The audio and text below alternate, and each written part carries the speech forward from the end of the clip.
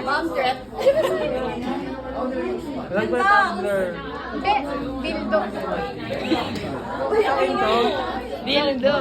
Hindi, magbasa ka minsan. Minsan lang. Gawin mo palagi. Thank you! Buksan mo, te. Mamaya dildo yun eh. Ay, sorry. Hi, Gareth. Tumbler ka. Oh my God! Thank you! Di mo na babasa yung letter namin? Pinilas mo lang sa mukha. Oh my goodness, binagsak niya! Yan. Tapos mo na yan. Nabibili na lang niya. Advance Happy Valentine's Day. From Sai, Angeline, and Gracie. Thank you!